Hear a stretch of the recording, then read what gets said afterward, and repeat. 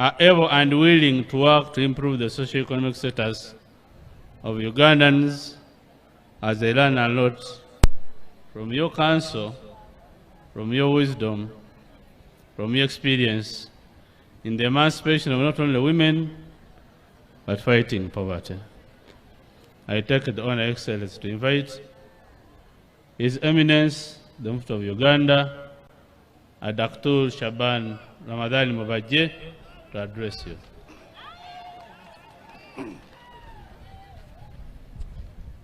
Bismillah ar-Rahman ar-Rahim. Alhamdulillah, thumma salatu wa salamu ala Rasulillah, Muhammad ibn Abdullah, alayhi afdalu salatu wa atamu taslim wa ba'd. Your Excellency, the President of the Republic of Uganda, General Kaguta Museveni, Your Excellency, the Vice President of Uganda, retired Major Jessica Alupo, Honorable Third Deputy Premier of Uganda, Ajatirukia Nakadama, Honorable Chairman, Uganda Muslim Supreme Council, Professor Lubega, Deputy Chairman, Sheikh Abdul Bedi Kamregeya, Chairman of the Shura, Honorable Ministers present, Honorable Members of the General Assembly, the District Qadis, Regional Assistants, all protocol observed. Your Excellency Orebi Sera, Assalamu alaikum wa rahmatullahi ta'ala wa barakatuh namwe.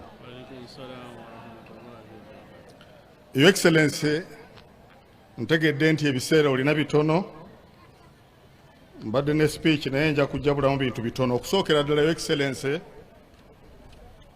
nkwaniriza wano ku Old Kampala Secondary School Playground olw'okujja okuwa ekitiibwa abakyala bamaama baffe bannyinaffe abazze mu bungi nga bagenda okwenyigira mu mirimu gy'okuweereza eddiini yaabwe n'eggwanga lyabwe. Weebale nnyo Excellency okufiisa ekiseera n'ojja obeere ku mukolo guno. Weebale kuguweesa ekitiibwa, Your Excellency. Bannange mukubireko His Excellency obuluulu.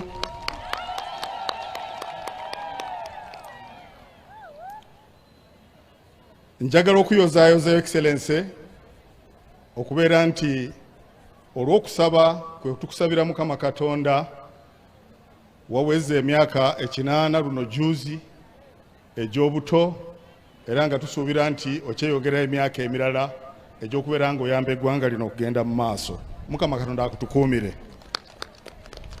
Njozaayoza, Your Excellency, ne bannayuganda bonna okutuuka ku meefuga ag'enkaaga omwebiri agatuuka enkya, ate nga twaliwo mu mwaka gw'Olukumi nga twefuga.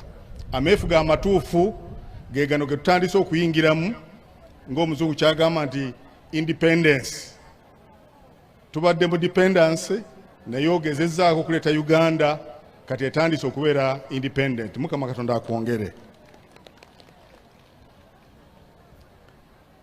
Uganda Muslim Supreme Council yali tewagira bakyala kubeera mu public space eyaliwo okusooka, naye nga bwe bakyogedde twalaba nti bamaama ab'eggwanga balina kubeera nga mirimu gyo ddiini yaabwe n'emirimu gy'eggwanga lyabwe bagyenyigiramu, kubanga be bantu abasobola okumoldinga oba okuweesa emirembe egy'omu maaso. N'olwekyo Supreme Council bw'eteekawo constitution eno eyakyusibwamu era gye wawagira, y'ensonga lwaki tuli wano olwaleero nga tulaba bamaama banakazadde b'eggwanga nti nabo kati bavuddeyo, beetaaga okubeera nga nabo beenyigira mu buli kanyomero akabeera nti kakulaakulanya eddiini yaabwe n'eggwanga lyabwe. Mbayozaayoza bamaama, mwebale nnyo. Mukama Katonda abawa omukisa era mweyongere okubeera nga mwewaayo okusoma eddiini yammwe n'okuweereza eggwanga lyammwe, ku lw'okubanga mmwe musobola okututeekerawo emirembe egiddawo mu maaso. Your Excellency, obusiraamu bwa Uganda bwegasse, tetulina ntalo, tetulina kulwana kwonna, era tugezaako okukubiriza abantu baffe babeere kimu. Wadde nga waliwo abagezaako okutabangula programu za Supreme Council nga beebuzaabuza, abamu baddukira mu makooti, wadde nga kooti zaffe tuzeesiga naye abamu balowooza nti basobola okuzikozesa. Your Excellency, babuzaabuziza abantu bangi naye nga Uganda Muslim Council tuli ku mugendo ogw'okulabika nti obusiraamu bwegatta era tutambulira wamu ate nga abantu baba ba mirembe. Your Excellency, waliwo abavubuka abakozesa obubi social media ennaku zino baagala kutuleetera obutabanguko, bavuma buli kiramu, bavuma gwe, bavuma nze, bavuma bakabaka, bavuma biki, naye nga beerimbise mu bwabaseeka. Tugezaako okunootinga abantu abo, tujja kubayita era tubeere nga tubalabula baleme kututabangulira eggwanga lino. Your Excellency, njagala okwebaza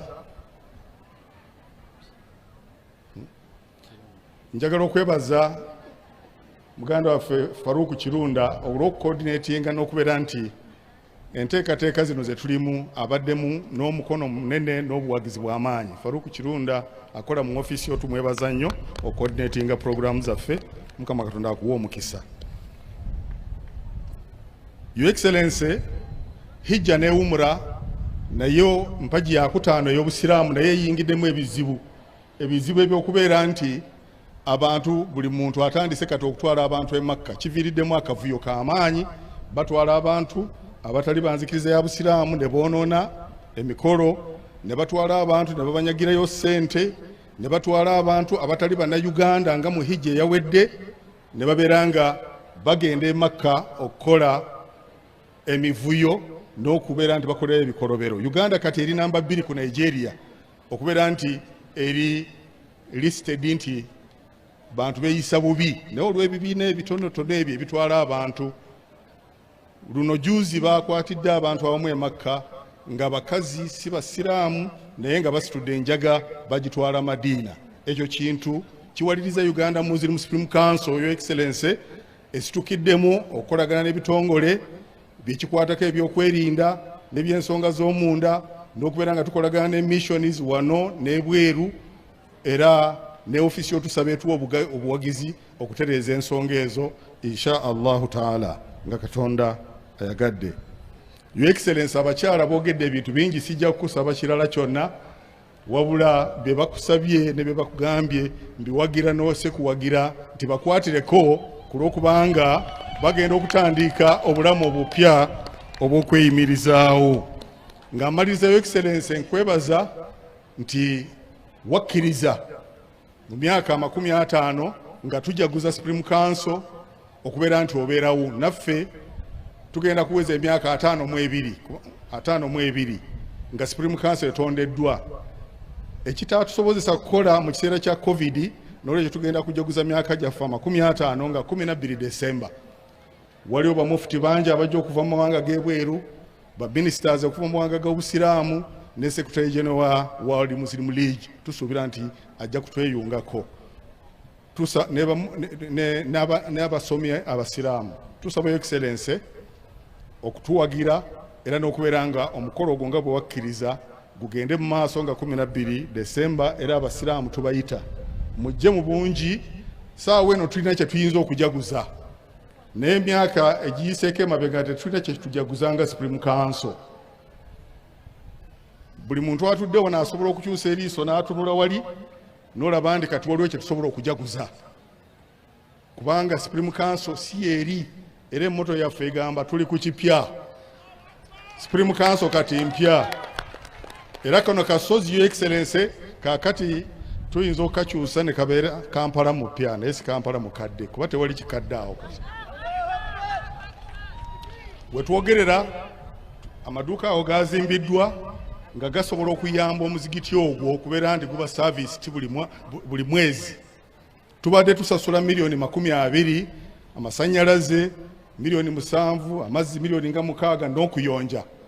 Naye mu kukekkereza kwaffe twasobodde okufisaawo busente ne tuzimba mu wakufu eyo. Amaduuka kati gajja kusasula services ezo era ne sente zijja kusigalawo. Your Excellency, tusuubira mu kiseera ekitali kyawala okutandika endowment endala egenda okuyamba ku regions zaffe ne districts zaffe. Era wetwogerera Your Excellency, sente zitandika project eyo egy'okuvaamuko ku busente obwo sente weeziri Your Excellency. N'olwekyo abantu ababeerako ne byemwogera eyo nga mulowooza nti waliwo ekinoonyezebwamu wano ffe tunoonya kubeera nti wabeerawo enkulaakulana, wabeerawo enkyukakyuka. Your Excellency, kamalize ebigambo byange nga nsaba okubeera nti nkubiriza Abasiraamu nti puroguraamu zino ze tutandiiseeko entono nti n'obusente obutono bwe tufiisaawo ye self-sufficient programs miliyoni 7 twaziteese ebbali era ne tubeera ntugulamu endokwa ez'emmwanyi ne kooko n'embuzi eziwera 6 ezigenda okugabibwa mu regions babeere nga eyo ntandiikwa yakwekulaakulanya. Ezo sente za Uganda Muslim Supreme Council. Your Excellency, njagala okwebaza abantu bano baakedde nnyo ate naawe ekiseera kitono ebigambo byange kambikomyawo era nkusabira buwangazi n'obuwanguzi n'okubeera nga buli kiseera Mukama Katonda abeera naawe era nammwe mwena abali wano mubeere nga Mukama Katonda abazaayo mirembe n'eggwanga lyaffe libeere lya mirembe kulw'okubanga kati tutandise okulaba gye tulaga. Wa sallallahu ala sayyidina Muhammad wa ala alihi wa sahbihi wasallam walhamdulillahi rabbil alamin.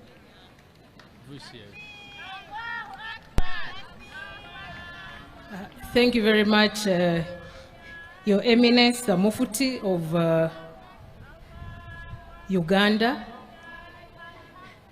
Before I invite the Vice President, I take this opportunity to recognize the headmaster of this school, Old Kampala Secondary School, together with your staff that are hosting this event at the venue that we are having here today. Thank you very much.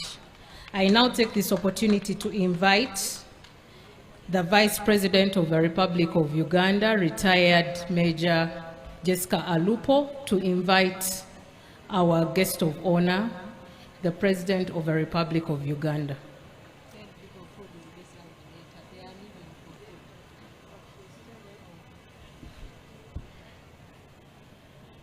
Your Excellency, General Yoweri Kaguta Museveni, the President of the Republic of Uganda, Your Eminence, Sheikh Shaban Ramadan Mubaje, the Supreme Mufti of Uganda, and your deputies, and the Chairman of the National Muslim Supreme Council, and all your executives, and the Chairperson of the Women Council of the National Supreme Council, Muslim Supreme Council, my colleagues, members of Cabinet, all the guests in your respective capacities. Takbir! Takbir! Allahu Akbar. Your Excellency, whenever you have sent me to represent you in the Muslim community, they have always welcomed me very warmly and they have received your message with gratitude. I want to thank the Muslim community for that spirit of unity, hard work, peace, compassion, and love, the pillars which are very strong in Islam. Your Excellency, ministers and members of parliament before you arrived spoke to the members who are here. So it is now my singular honor and privilege to invite you to speak to us. The floor is yours, sir.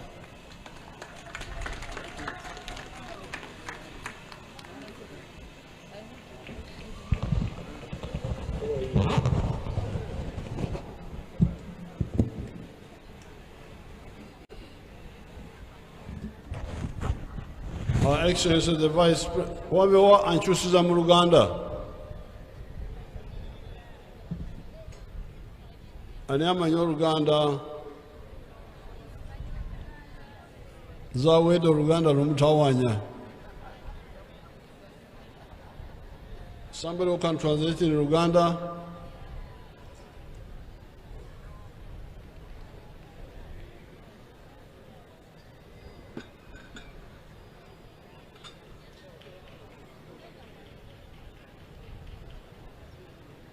Hello, Your Excellency, ngenda kukyusiza ssebo. Kale.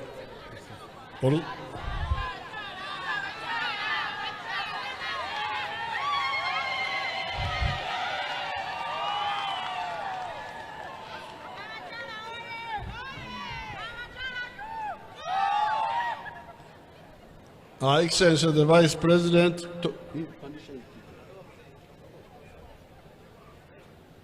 Her Excellency the Vice President, Chusa, Owekitiibwa omumyuka wa Pulezidenti, the Right Honorable Prime Minister Nakadama, Owekitiibwa omumyuka owokusatu owa Ssaabaminisita, His Eminence the Mufti, Owekitiibwa Mufti wa Uganda, all the other leaders of the government and of the religious leadership, abakulembeze mu gavumenti ne bannaddiini, and all of you people have been invited here. n'abagenyi mwenna abayite. I am very happy to be here today Nsanyuse nnyo okubeera wano olwaleero, and I congratulate era njozaayoza Madam Kenyanji mukyala Kenyanji and her team ne ttiimu ye for being elected as the leaders of the Muslim women. olw'okuba nga baalondebwa okuba abakulembeze ab'abakyala Abasiraamu. Congratulations. Towa kabisa. Muyogeyoge bannange.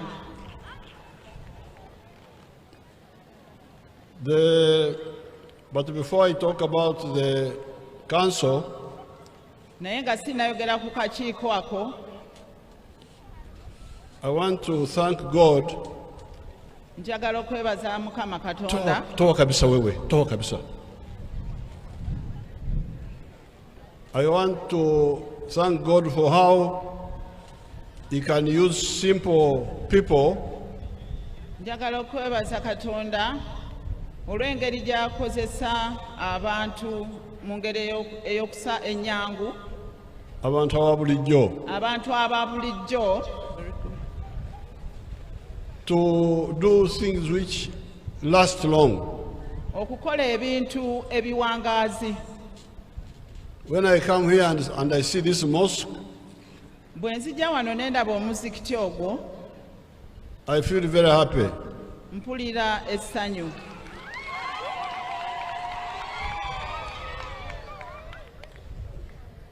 Because, as you know, this mosque was not there. Olw'ensonga nti omuzikiti ogwo edda tegwaliwo. During Amin's time, Ku mulembe gwa Idi Amin,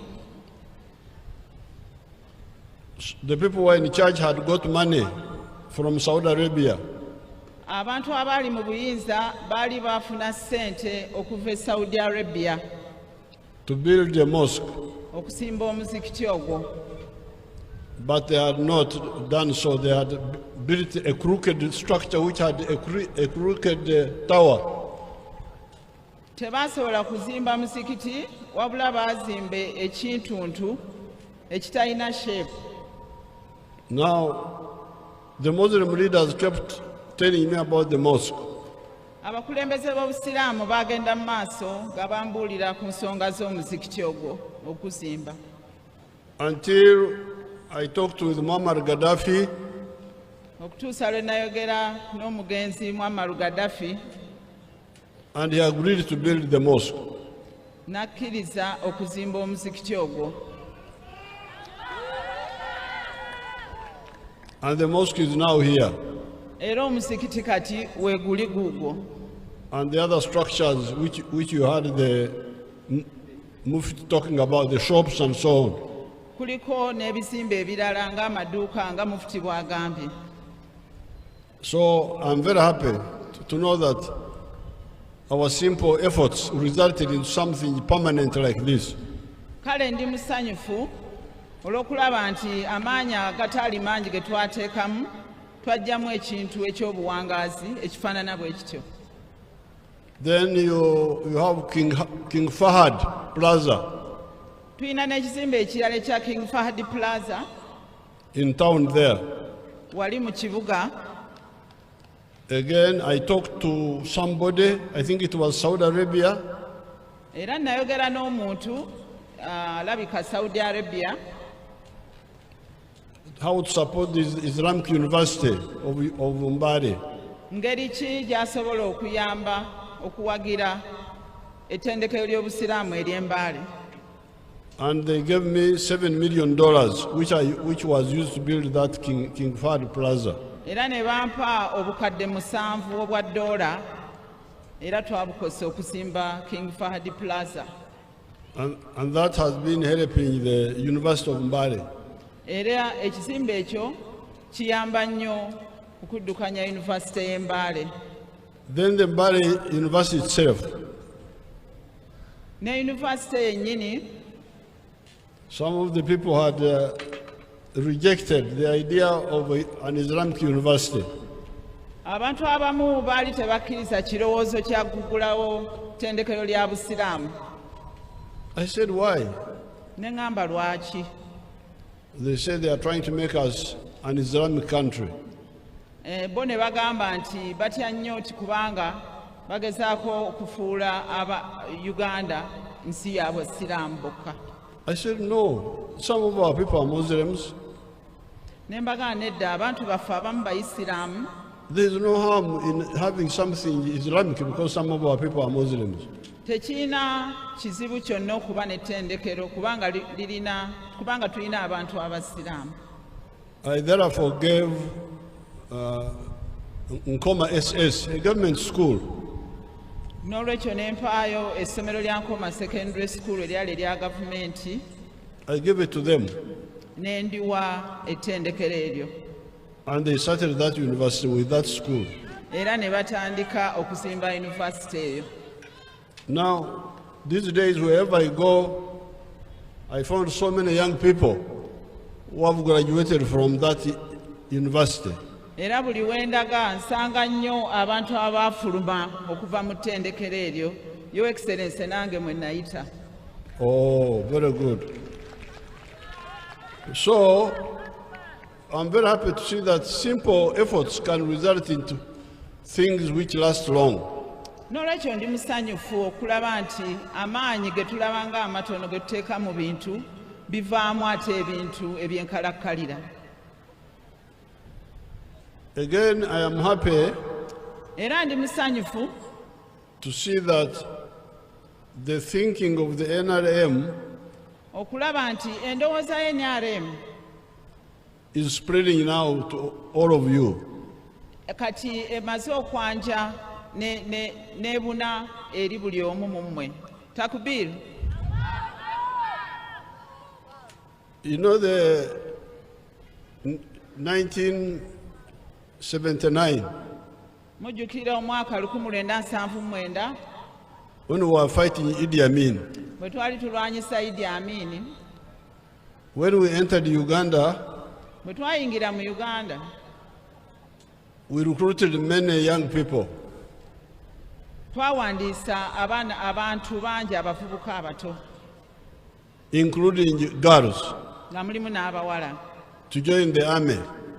nga twagala ne tubawandiisa bayingire amagye. But at that time, we were mixed. N'ebiseera ebyo twali batabule. We had our other groups, UPC, they were with us. Twalimu ebibiina nga UPC n'ebibiina ebirala. So when we came to forming one army, Bwe twatandika ekirowoozo ky'okuggulawo oba okutandika eggye erimu, our UPC partners refused the girls. mikwano gyaffe aba UPC ne bagamba tetujja kukkiriza abawala kuyingira magye. So, women are not for army. Era ne bagamba nti abakyala tebasaana kubeera mu magye. We were stuck with our girls in Mbarara there. Kaakati ffe twasoberwa n'abawala be twali tuwandiisizza Embalala. But Naye when we had the second round of fighting, bwe twaddamu ne tufuna alawundi ey'okubiri nga tulwana in Ruwero, e Luweero, we resurrected our idea of the women joining the army. era twazuukiza ekirowoozo kyaffe eky'abakyala okuyingira amagye. And this time we were by ourselves, Era ku luno twali ffeka, and the women joined in big numbers. era abakyala bayingira amagye, n'omuwendo munene ogw'abakyala gwayingira amagye.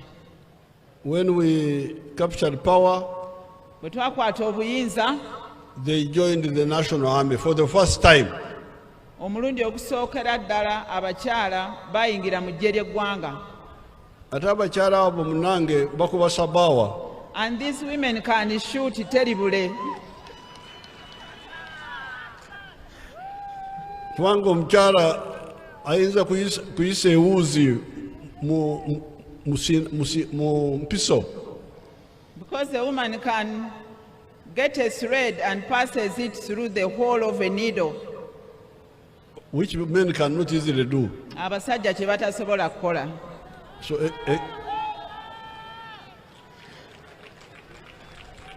engeri eyo omukyala akukubira wali Sabbawa. It is that skill that helps a woman to shoot you badly from a distance. Now the women joined the army.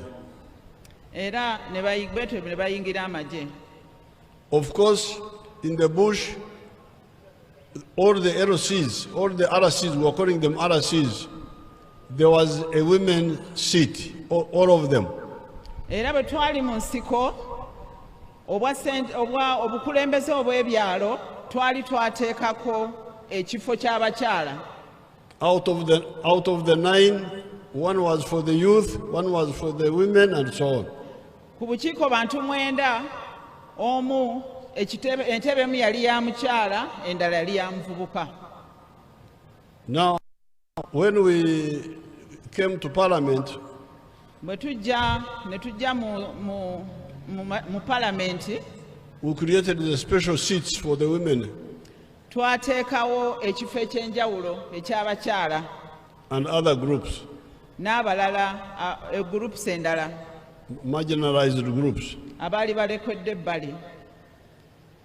So now, Kati nno I didn't know that you, the Muslim people, had been left behind on the naye issue. nali simanyi nti abakyala abasiraamu, abantu abasiraamu baali bamu ku be balekeddwa ebbali. Mwali mukyasigadde emabega ku kigambo ky'abakyala. Twali tukyasigadde, we were still backward on the issue of women. N'olwekyo mbaaniriza okuyingira mu mugendo gw'okununula Abannayuganda I bonna. therefore welcome you to this long journey of the civilized people. Because I don't know who started this idea of forgetting women. I cannot really understand. Simanyi ani yatandikawo endowooza eno ey'okwerabiranga abakyala mu buli nsonga. Because the women are the manufacturers of human beings. Kubanga abakyala ge makolero agavaamu abaana Adamu. General Yoweri Museveni Mulamba yava mu mukazi bannange. Ne Pulezidenti Museveni yazaalibwa mukyala, takbiru. So how can you forget? I cannot understand.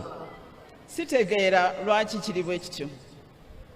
Even in the Christian churches, there's a problem that a woman cannot be a priest. What is the problem exactly? Ne mu makanisa wakyaliyo ekizibu nti omukyala tasobola kubeera mwawule. So eyo ffe twavayo dda. Era for us we left that stage long time ago. Your Excellency, I'm a female sheikh.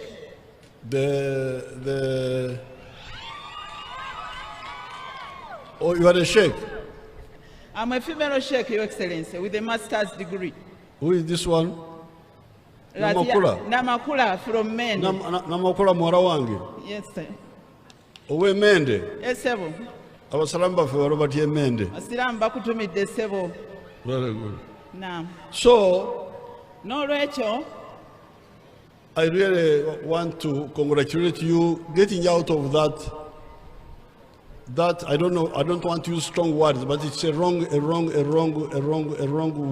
N'olwekyo bannanga abasiraamu tubozaayoza olw'okubanga muvudde mu mbeera eyo ebadde tetegeerekeka bulungi.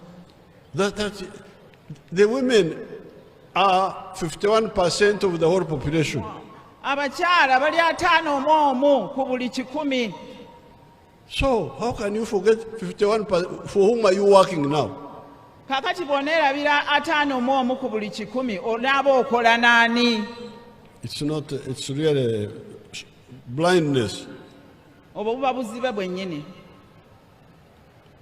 Now that you are coming out, Kati nga bwe muvuddeyo, the only thing I can emphasize for all Ugandans ekintu kye njagala okusimbako essira eri bannayuganda mwenna is what is in the Bible.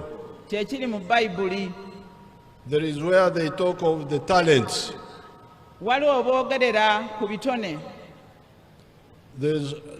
Somebody gave talents to his workers. Omuntu yawaayo ki? I don't know the right. Etalanta. Yawaayo etalanta eri abalala, ekitone eri abalala. Etalanta that time was money. Talents was money. Ebiseera ebyo ekigambo ekyo kyali kitegeeza ssente. So he gave some money to his people. Naawe abantu be ssente omuntu oyo. Then he went on a long journey. N'agenda mu lugendo olwali oluwanvu. When he came back, Omuntu oyo bwe yakomawo, one of the workers had multiplied the talents. omu ku bakozi be yali azaazizza ssente ezo nga zikoza amagoba. I know you people, you say riba.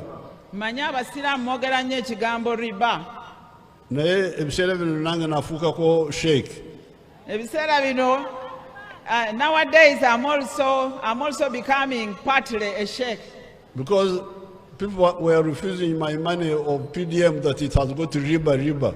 Kubanga abantu baali bagaanye ssente eza parish development model nga baga nti ziri mu riba. A girl from Kasau wrote to me about it, and I also answered her. Waliwo omuntu yava ludda lw'e Kasawo n'akyogera gye ndi nange ne muddamu. She wrote to me, and I wrote back to her. Yampandiikira ku nsonga eyo nange ne muwandiikira ne muddamu. But bwe nkwereza embuzi n'ezaala, when I send you a goat and it produces a kid, abanyankole balina ebigambo bingi kubanga embuzi bw'ezaala abaana babayita emyagazi. akaana k'embuzi mu Lunyankole bakayita nnyagazi.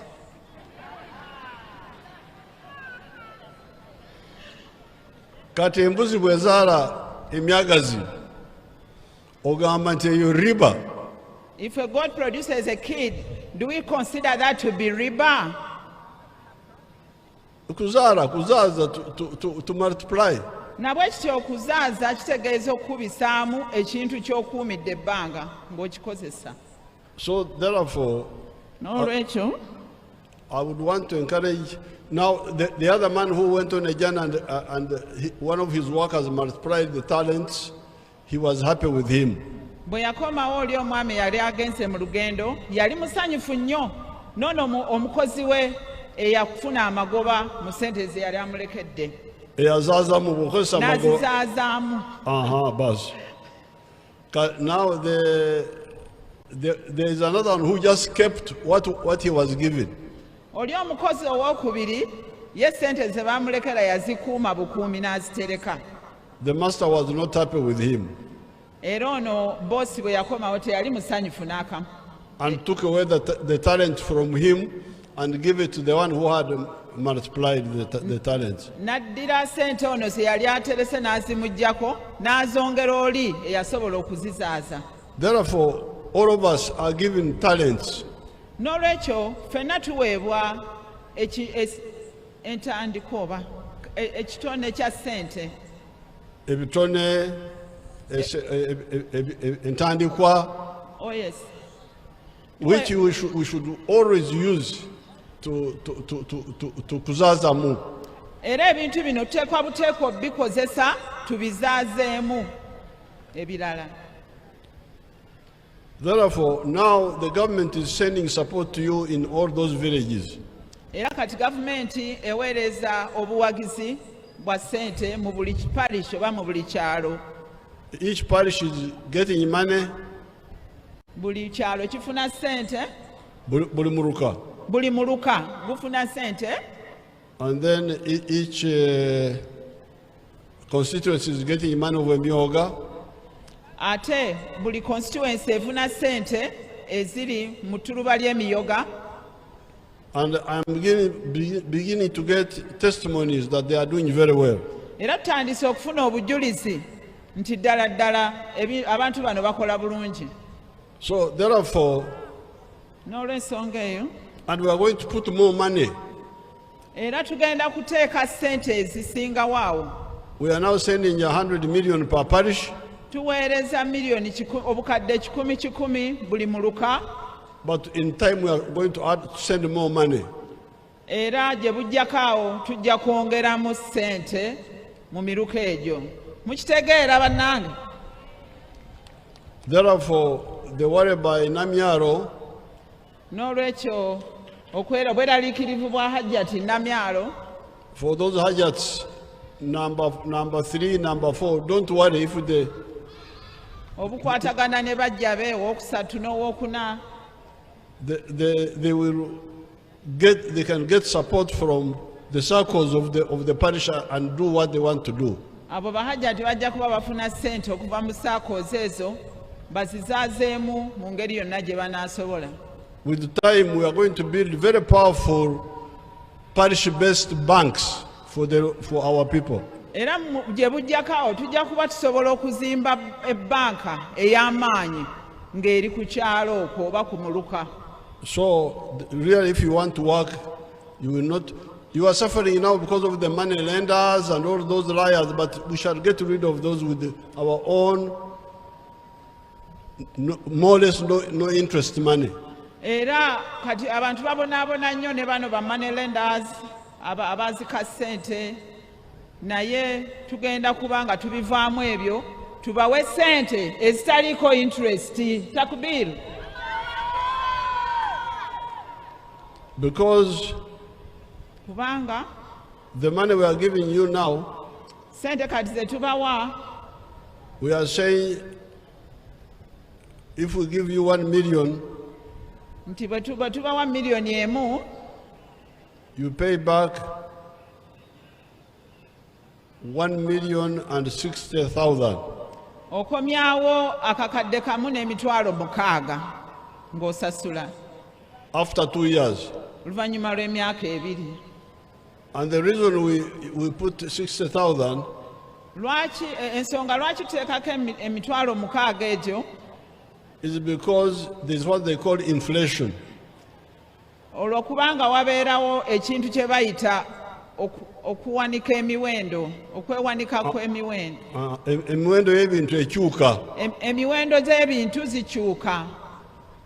Bw'oba osobodde okugula ekikopo kya caayi ku ssente bwe ziti omwaka guno, if you buy a cup of tea this year at a certain price, next year with the same money you may not get a cup of tea, you may have to add on. ate omwaka ogujja ojja kuba olina okwongerako ssente ng'ogula ekikopo kye kimu ekya caayi. Therefore, the 6%, N'olwekyo siringi 6 ku 100 which we are putting on the PDM money, ezo ze bongerako nga osasula ssente za PDM ng'ozizaayo, is not magoba for the government, because the government is not lending you. si magoba nti gavumenti yegatwala okuganyulwamu, kubanga kwe gavumenti yo tekuwola. And it is not even magoba for your circle. Era si magoba nti saako yegaganyulwamu. It is to maintain the value of your money. Essente ezo ziriwo okukuuma ssente zo oba value ya ssente zo nga zisigala ze zimu. Forget about the money you think about the cup of coffee. Era kati gwe tolowooza nnyo mu kifaananyi kya ssente, lowooza mu kikopo kya caayi nti kyera kisigala kye kimu. I wanted a cup of coffee this year, and next year the same cup of coffee, and the year after the same.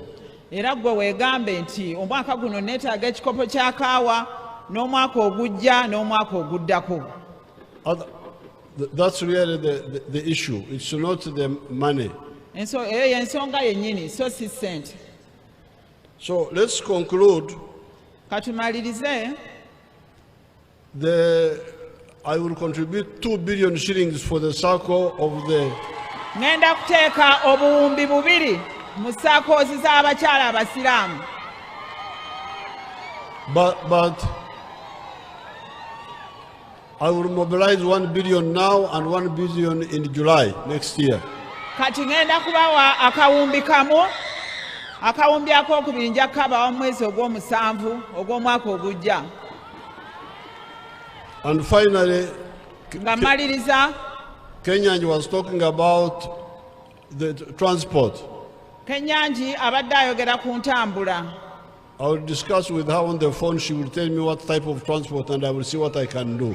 Nja kwogera naye ku ssimu ambuulire ekika ki eky'entambula ky'ayagala. Congratulations on having. Muyogeyoge bannange, muyogeyoge. On empowering the women through the Women Council for the Muslim. Olw'okuggulawo olukiiko lw'abakyala abasiraamu mu ggwanga muno. Katonda ababeere. May God bless you. Amen. Have I done it? Thank you very much. Thank you, Your Excellency. Let us give a round of applause for the gift and pledge that Your Excellency has given us. Your Excellency, we thank you for gracing the inauguration of the Uganda Muslim Supreme Council National Women Council. This is a mark in our history as Muslims of Uganda. I now take this opportunity to request you all to rise up and we sing the national anthems to close this event. We shall sing them in reverse order.